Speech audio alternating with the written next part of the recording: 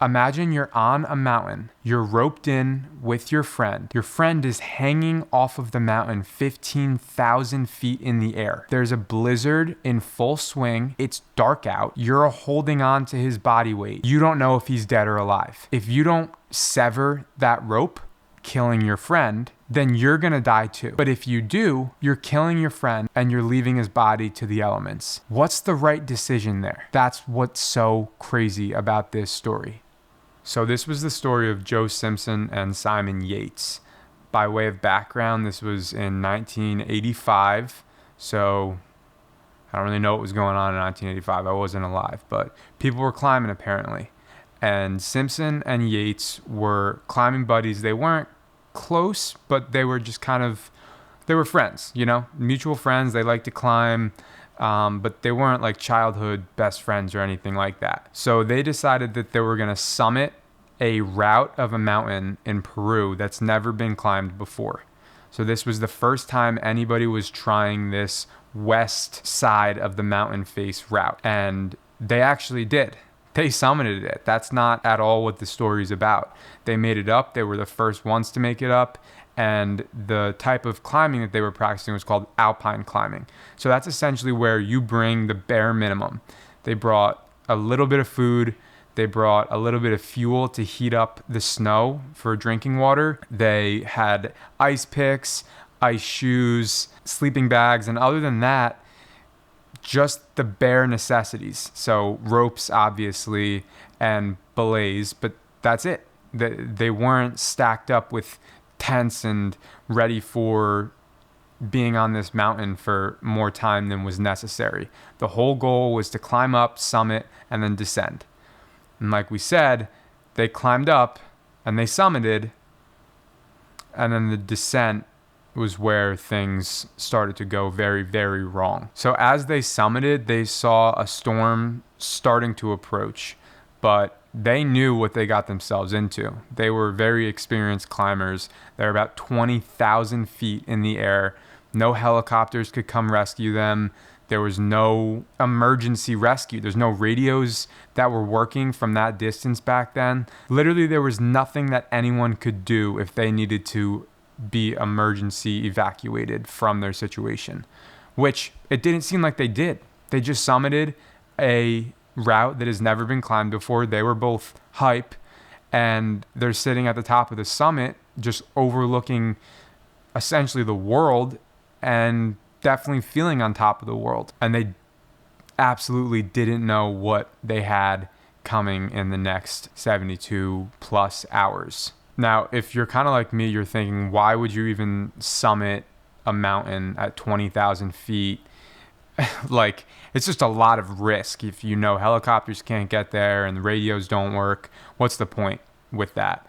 And I think it's just important to try to put yourself in their shoes. Like, just imagine being at the top of a mountain, nobody in sight, zero sound other than the wind, and you're looking around and it's literally the world.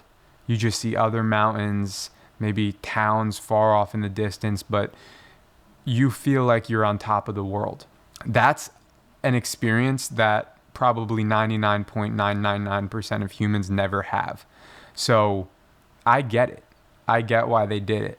Because to be on the top of the world like that, with wind blowing in your face, absolute silence other than the sound of that wind, feeling that thin air, almost like your lungs are dry, like, it's a sick experience. It's something that you're going to remember for the rest of your life. And so it's worth it. But at the end of the day, they were alone in a way that most humans will never be alone. They knew there was no rescue. They couldn't see another human. They couldn't hear another human. They couldn't hear or see anything human-made.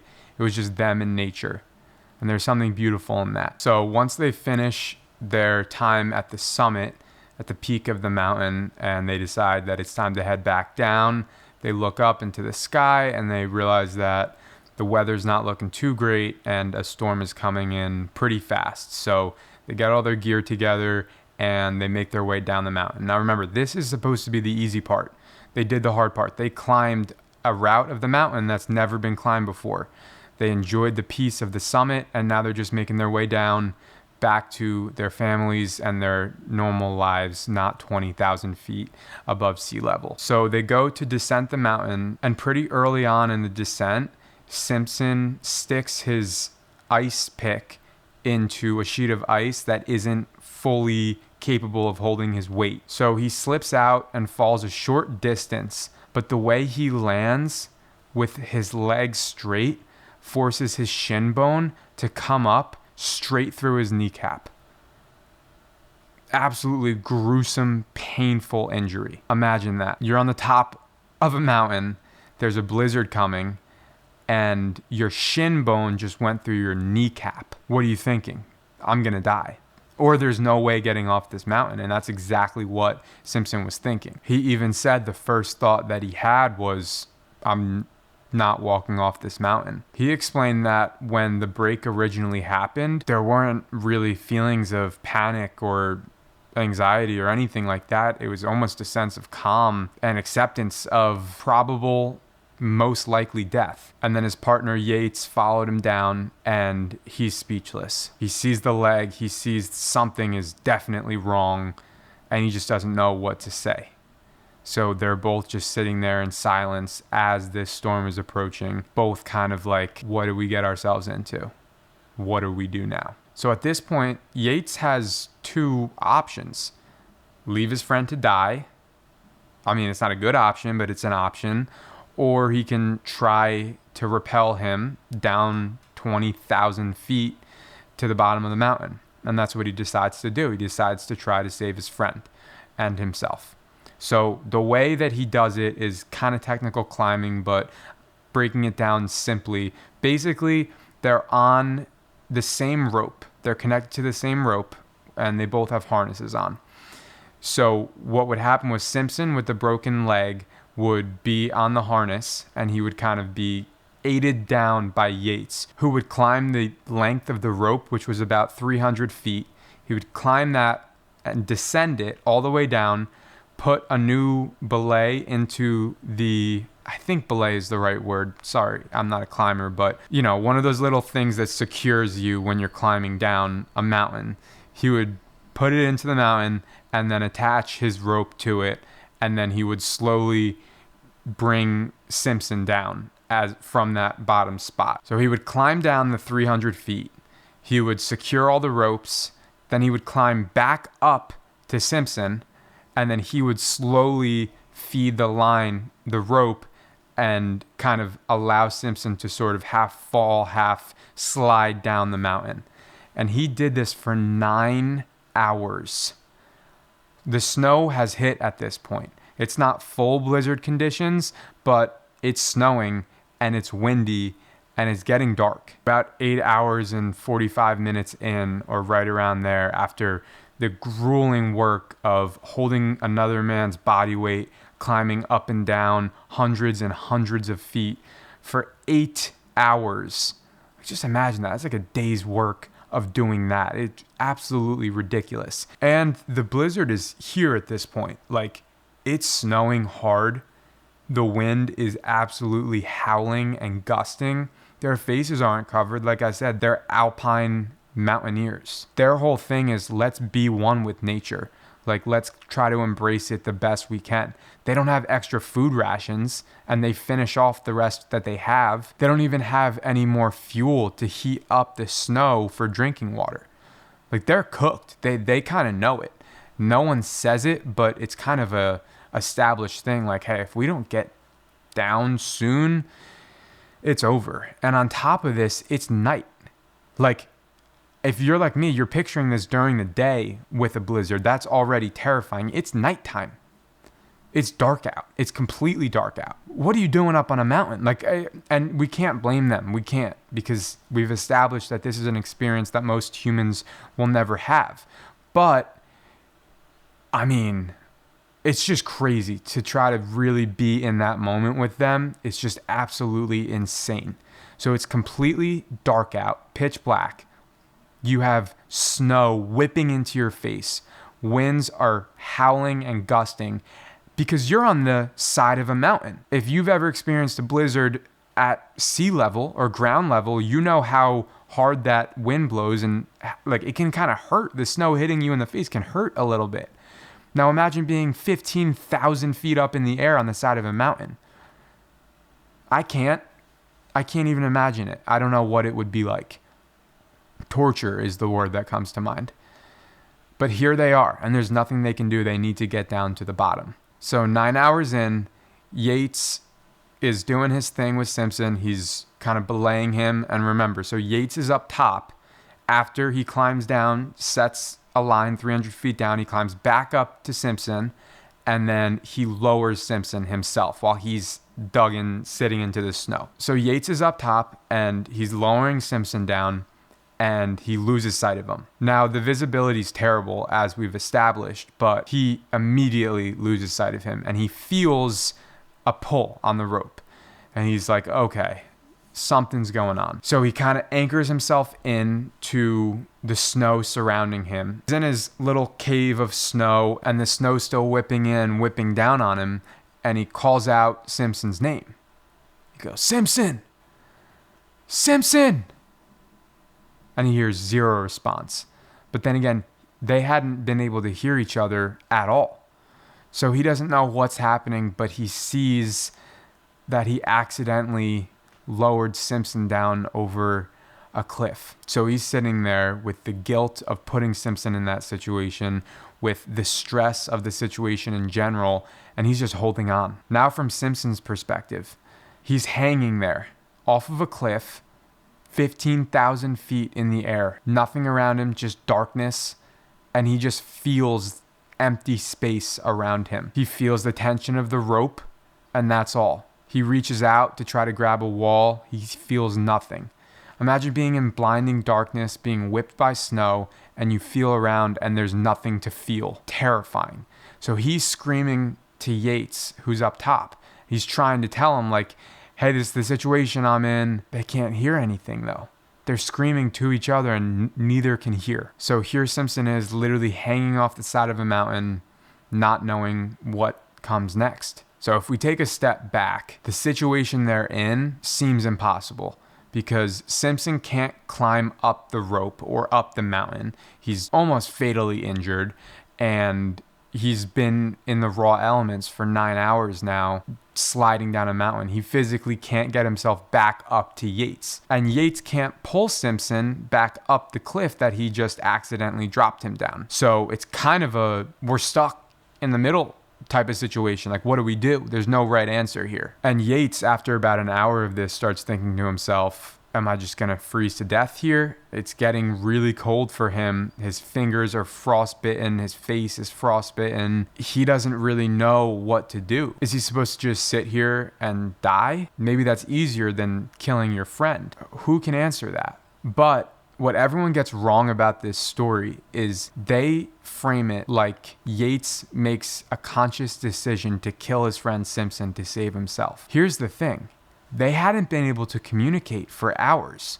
So Yates simply thought that Simpson had already died. He had grieved his friend's death already. He thought he was alone on that mountain. He thought that Simpson fell and he was wrapped around a rock somewhere, or something had happened where Simpson had been dead because he hadn't felt a pull on the rope. He hadn't heard anything. There was no sign of life from Simpson. So Yates was just like, I'm attached to a corpse right now, and there's a blizzard coming in on me, and I have frostbite all over, and my friend is dead on the other side of this rope. Yates, being a mountaineer and someone that knows climbing, starts patting around his pockets, and he feels the knife, and he slowly takes the knife out, and he starts thinking to himself, my friend's dead. I'm attached to a corpse. If I don't cut this rope, I'm dead too. But am I really gonna cut this rope? Because if he's not dead, he will die. He'll drop 15,000 feet to his death. And he decides that he has to cut the rope. He has to survive. So he takes the blade out and he starts trying to cut the rope, but his hands, his fingers are frostbitten and bloody from all the climbing he's been doing and all the exposure to the raw elements. So every single slice that he gives into the rope, he second guesses himself. Should I be doing this? Is this the right thing? Survive is just what keeps coming to his mind. Survive. He's cutting the rope until there's only a little piece left, and he makes the final cut and the rope releases. Simpson, still alive, is like, what? He starts free falling.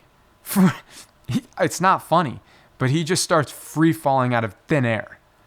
And he's like, all right, I'm dead. He's screaming at the top of his lungs. He's free falling out of thin air. He thinks he's going to die. He should die.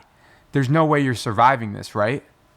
He survives. He survived because he landed inside of a crevasse, which is like this cool ice structure. You've probably seen pictures. I'll probably throw up a picture behind me. It's like this cool ice structure and snow collects in there. So he lands, with this broken leg still in this crevasse, and he lands in a big pile of snow, kind of breaks his fall, and he survives. He's alive, but he still has a broken leg. His friend thinks he's dead, and no one is coming to save him. What's so interesting about this story is this is where I don't even want to say 99.9%. This is where pretty much everyone gives up. Your shin bone is protruding through your kneecap. It literally forced itself through your kneecap. So you got that going on. Then your friend just cut the rope that was attaching you to him, and you fell into an ice crevasse in the middle of a blizzard at night. You've been at the mercy of the elements for 9 hours, and you just landed in the middle of an ice crevasse, which isn't easy to climb out of, and your leg is broken. There's nothing you can do. Most people here would just accept death. It's not what Simpson did, though. He started looking around. How can I survive? What can I do? Is there anything I can do? I don't just want to lay here and accept death. Can I do something? He's looking up, sees the ice walls. He's like, well, I definitely can't climb out of here. There's no way. Counterintuitively, he starts going deeper into the crevasse. He's now walking / dragging himself deeper into the ice structure with the idea that maybe there's an opening on the other, like somewhere deeper in the mountain that opens up to some open land. Maybe he can find a way. Now, these ice crevasses, they are like tunnels. So it's not an out of the world thought that there could be another exit, but he's really badly injured, hasn't eaten, hasn't had water, but he tries it. He has no other option. What is he going to do? Just die? Most people would say, yeah. The suffering is so bad that death almost seems like a better option at this point, but not for him. So he starts going deeper into the ice crevasse, and he finds a snow bridge where snow has kind of accumulated over time, and he drags himself across the snow bridge. And over the span of a few hours, he actually sees a hole, and he sees light coming from the hole. And he's like, no shit, I'm going to live? Am I really going to live from this? And then everything comes back to him. His friend thinks he's dead. Everyone thinks he's dead. He should be dead. He's malnourished, dehydrated, broken leg. So even if he does make it out of this crevasse, which would have him at the bottom of the mountain, he's 6 miles away from base camp. With all these conditions, it's pretty much game over for him. But he keeps going. So finally, he crawls and hops out of this glacier, this ice crevasse, and he's at the bottom of the mountain. He made it down and he's alive. But there's 6 miles of hiking over treacherous conditions ahead of him. He has no food, no water, broken leg, he's dehydrated, malnourished, everything that could go wrong he's got going on right now. At this point, his mentality is so just cooked. He's not experiencing time. He's not really thinking rational thoughts. And he even talks about how he had like 2 voices going on in his head at once. One was his kind of random subconscious coming to the forefront, and he had a stupid pop song at the time stuck in his head, and he said he remembers having the thought that he was so angry that he's going to die with this stupid pop song stuck in his head. And so he's climbing and trying to kind of pull himself with the broken leg further and further towards the base camp. He knows where he's going, and he's like, this isn't working. I just want to die. I just want to give up. And so that's what he does.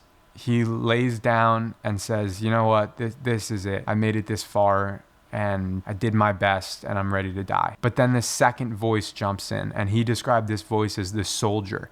And he said this voice was very direct, and it would just make commands like, get up, move forward, survive. And he heard it, and he just listened to it. He didn't think about, should I listen to it? There was no internal dialogue. It just was almost a survival instinct, and he just had to do it. Like, there was no option for him. So he creates this game. The game is he looks at this rock about 20 feet ahead of him. There's rocks everywhere, right? So he would pick a random rock, and if it took him more than 20 minutes to get to that rock, he would allow himself to die. And he played that game 6 miles over 3 days all the way to the base camp. He gets to the base camp. It's night of the 3rd day. He's screaming at the top of his lungs, just hoping that Yates or the other person who's a non-climber who went on this adventure with them is still there. They could have left for all he knows. Again, he doesn't really have a conception of time. He has a broken leg, and he just climbed across a mountain and fell down the mountain. Like, he's not in good shape. So he's just screaming nonsense. And Yates and his buddy rush out of the tent and look at him like, what? You're alive? And they don't say anything at first. They're just looking at him. And he looks up to Simon Yates and he says, thank you, Simon. You did it right. I mean, that's stoic. That's badass. There's no getting around that. That's pretty cool, dude. Like, that's the first thing you say. But at this point, he's probably so happy to just be alive. And he's probably feeling gratitude. But what a wild thing to say to the guy that low-key left you to die. But that's not what Yates did. He thought he already died. I'm not trying to put this on Yates because a lot of people did put it on Yates. Yates got a ton of hate. We'll get into it. But they all made it off the mountain alive. I think what's most fascinating about all these stories is how you can live after you've had to survive. Most of us, if not all of us, have never been in a place of pure survival. And so we'll never know what it's like to resume normal life, walking into a coffee shop, going grocery shopping, fighting with your girlfriend or boyfriend. How do you go back to that and be able to take it seriously when in your head there's this version of you hanging off and falling off the side of a mountain who's accepted death? How do you get through that? Simpson had multiple surgeries and was told he would never climb again, but he did, and he climbs to this day. So that's pretty cool. And he wrote the book that I got all of this information from. He has gone on to explain that he has extreme PTSD, panic attacks, and that's all normal. But I think the most interesting and unique thing that he's articulated about this experience is that the person that climbed that mountain didn't come down. He said that the person that climbed that mountain is still on that mountain, and the one that made it out and made it through all of that is just a different him. Because when you have to survive, when you're pushed to the edge of living, it taps into a different part of your brain. And when you've accepted death, again, how do you take anything seriously again? And Yates took a completely different path. He stopped climbing. He faced a ton of backlash after the book was released. People were calling him a murderer. The climbing community is still kind of split on whether what he did was the right move. And Simpson and Yates aren't friends today. They haven't really talked since then. But Simpson, every single time he's asked, said Yates did the right thing by cutting the rope. And he even said that Yates saved his life by cutting the rope. But Yates has to live with, for whatever reason, the guilt he feels. Even though in my book, Yates did everything and went above and beyond for his friend. He could have left him at the first fall. I mean, the probability of getting down a mountain, having to carry another man with a broken leg is a lot worse than doing it alone. Like, he tried everything and did everything he could to help his friend. And just because he had to cut that rope doesn't mean he's a bad person. But he hasn't been able to get that out of his head. So he's avoided the story and avoided thinking about it as much as possible. But it's just interesting. So the reason that I fell in love with this story was simply how somebody can be faced with so many moments where death is almost inviting or welcome. When Simpson is at the bottom of a crevasse with a broken leg looking up, and there's just ice everywhere, and he's frostbitten and starving. Like, dying's easier there. That's just undeniable. When he accepts death and then keeps going, dying's easier there. There's so many moments where dying would be easier. And there's just something in humans that soldier voice, as he said, that just says, keep going, keep moving, survive. And so that's what I think is so cool about this story. All right, thank you for watching. Subscribe if you liked it. Next video when I find another cool story like this.